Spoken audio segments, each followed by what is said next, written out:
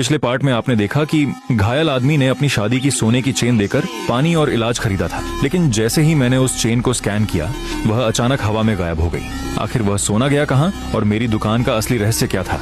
अब आगे सोने की चेन हवा में गायब नहीं हुई थी, वह सुनहरी रोशनी की एक धारा में बदल गई और सीधे रिसीवर के अंदर समा गई। अगले ही पल रिसीवर की स्क्रीन पर एक हरे रंग का टिक मार्क चमका।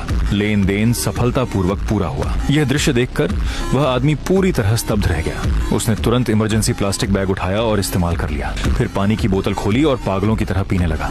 लगभग उसी पल उसका पहले से पीला और मुरझाया हुआ चेहरा एक अजीब सी लालिमा से भर गया। उसकी टूटी हुई बांह से बहता खून भी रुक गया। वह भारी सांसें लेते हुए हैम सॉसेज का पैकेट फाड़ने लगा। खाते खाते उसकी नजर मुझ पर टिक गई। अब उसकी आंखों में सिर्फ हैरानी नहीं थी, निराशा की जगह लालच और डर ने ले ली थी।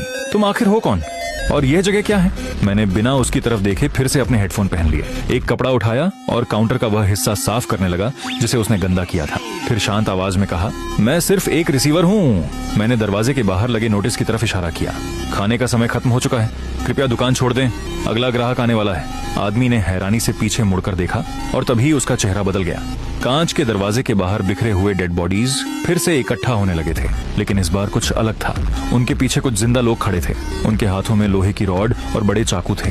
बारिश की धुंध में उनकी परछाइयां साफ दिखाई दे रही थीं। सबसे डरावनी बात यह थी कि उनकी आंखें डेड बॉडीज से भी ज्यादा खतरनाक लग रही थीं।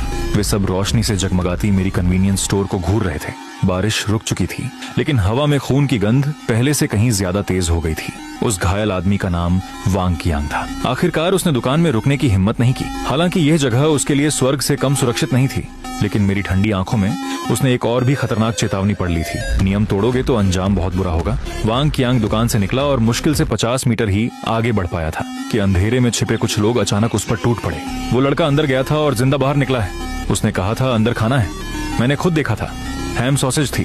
बारिश में उनकी आवाजें भूखे जंगली कुत्तों की तरह गूंज रही थीं। वांग कियांग को विरोध करने का मौका भी नहीं मिला। एक लोहे की रॉड उसके सिर पर पड़ी और वह तुरंत जमीन पर गिर पड़ा। अभी अभी खरीदी हुई आधी पानी की बोतल और बची हुई हैम सॉसेज कुछ ही सेकंड में उससे छीन ली गई। उन लोगों का नेता एक गंजा आदमी था। उसका नाम था दाओगे और इस इलाके में उसका नाम सुनकर लोग रास्ता बदल लेते थे।